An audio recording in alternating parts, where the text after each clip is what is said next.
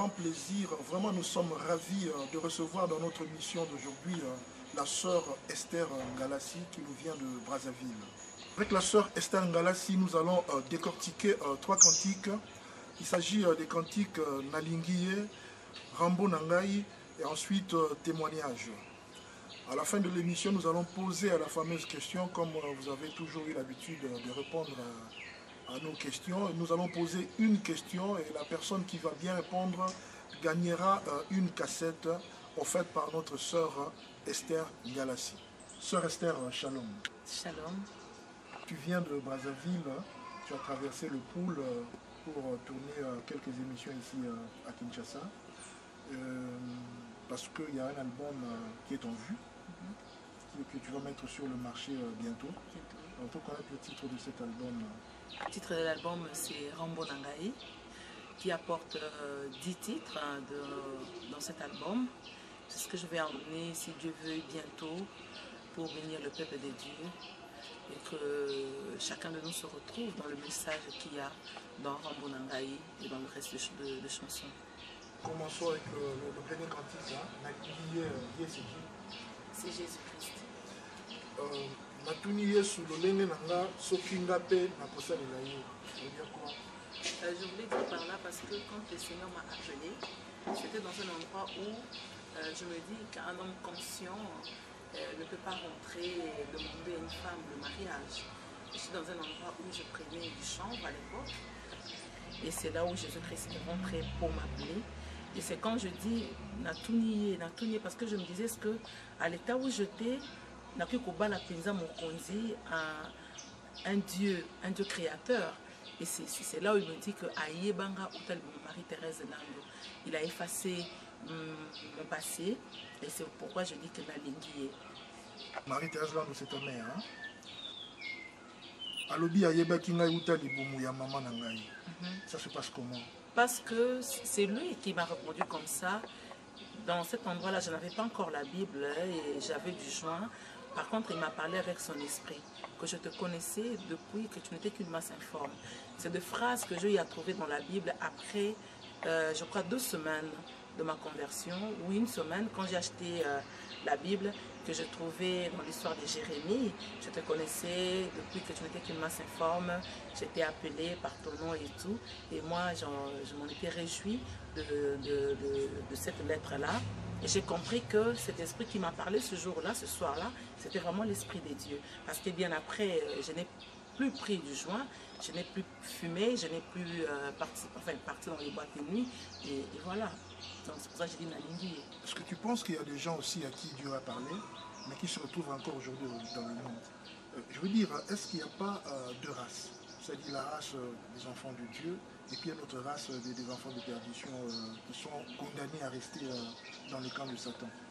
Je me dis qu'il y a ceux-là que le Seigneur a appelés, mais peut-être qu'ils n'ont pas encore compris la mission. Parce que nous avons 2 frères sur le chemin d'Emmaüs. J'aime beaucoup cette histoire-là. Le Seigneur les avait appelés, ils étaient avec le Seigneur. Mais quand le Seigneur était parti, quand il est mort, la Bible dit qu'ils sont repartis à Emmaüs et c'est là où il parlait de Jésus-Christ. Il y a encore ceux-là, peut-être qu'ils ont déjà reçu l'appel, mais il manque des directives. Merci Seigneur. Il y a encore, nous avons dans l'histoire de Samuel. Samuel aussi a été appelé par Dieu, il a écouté la voix du Seigneur. Mais comme la personne qui était même à côté de Samuel n'avait pas encore compris que Samuel a été appelé par Dieu, il renvoyait cet enfant d'aller dormir. Samuel avait écouté la voix du Seigneur, il vient, il dit, papa, vous m'avez appelé? Il dit, non, je ne t'ai pas appelé. Il y a encore ceux-là peut-être qui disent à leur pasteur ou à voisins ou à leur père, peut-être qui prient aussi, que j'ai écouté une voix qui me parle, dit non, c'est des histoires. Mais quand le Seigneur nous appelle, j'ai une chanson comme ça, il suffit de comprendre. J'ai une chanson que je parle de Samuel, et là aussi, je dirais oui, il y a ceux-là qui ont déjà reçu l'appel du Seigneur, mais qui se retrouvent encore captifs dans le monde. Voilà pourquoi nous avons besoin de Rambo Nangai. Mais quand tu parles du pasteur Ngalassi, tu dis pasteur Ngalassi Okamoité, pendant que tu es en train de t'adresser à ton Dieu, est-ce que tu places Ngalassi au même niveau que ton Dieu ou quoi? Non, parce que pasteur Ngalassi m'a vu juste après ma conversion Il a vu qui j'étais, en fait, pas vraiment qui j'étais, mais il connaît mon témoignage. Et il sait qui j'étais vraiment à l'église et tout.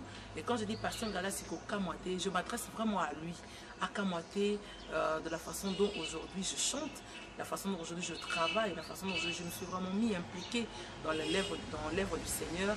Et c'est à lui que j'adresse. Je dis Akamate parce que c'est mon papa en fait, qu'il ne soit pas étonné qu'aujourd'hui je chante comme je fais, et je réalise mes clips, vraiment qu'il ne soit pas étonné parce qu'il m'avait si petite, ça fait 8 ans que je suis à l'église de Louange, 8 ans. Akomisangaï, moi Sinaï Alibala, ça fait 8 ans que tu as épousé Christ ou tu es encore fiancé, tu attends la venue de Christ pour qu'il vienne t'épouser? Et quand il se présente, il vient en qualité d'un fiancé. Et quand nous l'acceptons, il s'est fait notre mari. Et je suis déjà mariée à Jésus-Christ. C'est mon mari, je l'aime comme il m'aime.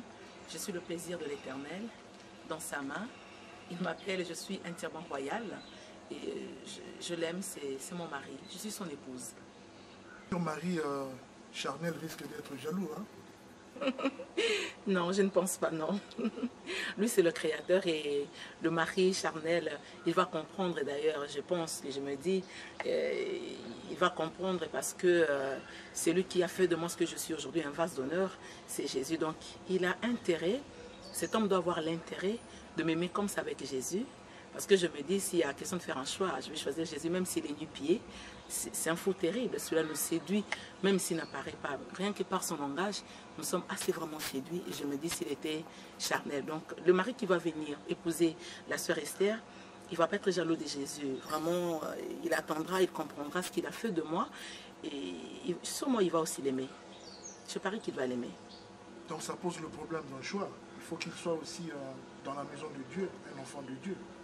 Personnellement, je dirais oui, je dirais non, parce que dans le lettre des Corinthes, nous voyons Paul qui a écrit, il a dit, si une femme sanctifiée peut épouser un homme non croyant, l'homme est sanctifié par rapport à la femme. Je dirais oui, mais je me dis aujourd'hui quand même, les chrétiens ont beaucoup d'hypocrisie, surtout les hommes. Hein, l'amour ne reflète pas vraiment l'amour.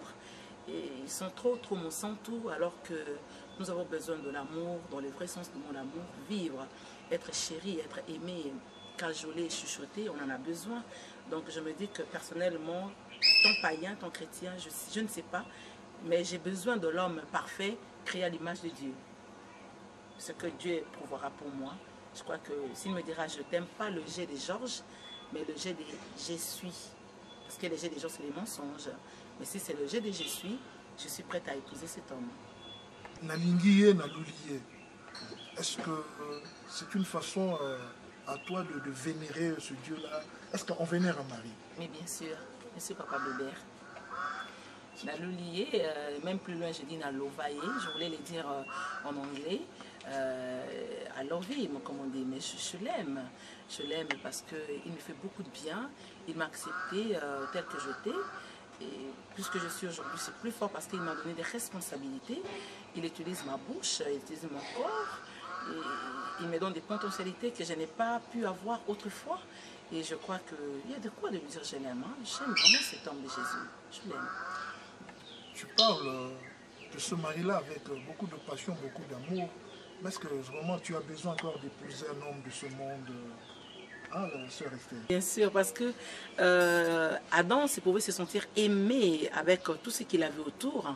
Mais si Dieu avait pensé qu'il a fallu une aide semblable auprès d'Adam, je pense qu'il le pense déjà, qu'il me faut un homme pour la satisfaction, comment on dit, les plaisirs de corps, parce que les plaisirs qui sont en nous, nous sommes nés avec, et ça doit travailler, et je ne vais pas rester comme Paul qui est resté sans femme. J'ai besoin d'un homme, j'ai besoin d'une compagnie, et comme dans les livres de l'Ecclésiaste le dit, 2 valent mieux que 1, j'ai besoin de ce 1 pour que je vale mieux.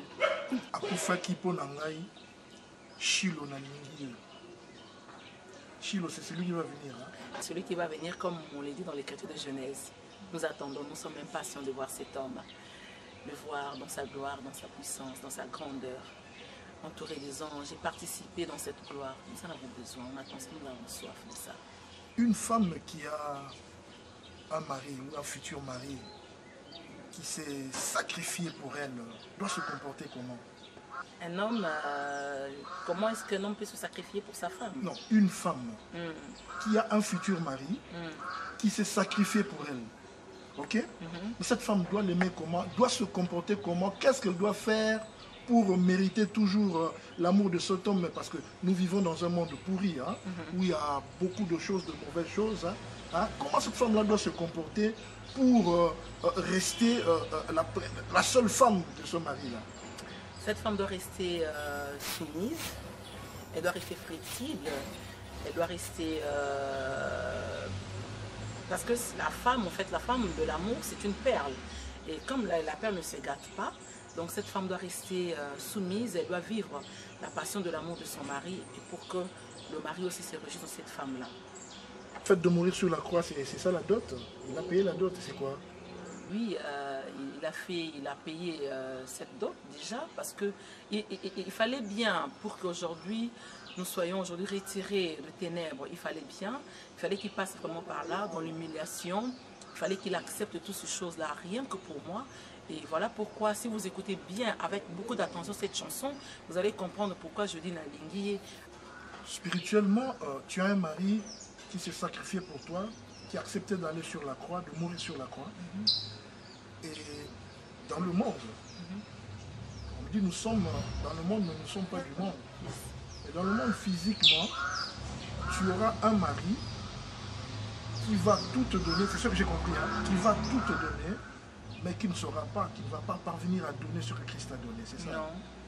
Non, c'est impossible. Il ne peut pas donner ce que Jésus a donné, parce que déjà, nous sommes tellement attachés à la chair qu'un homme aujourd'hui, c'est difficile qu'il donne sa vie pour une femme. Et même s'il donnait sa vie, il peut tomber 2 escaliers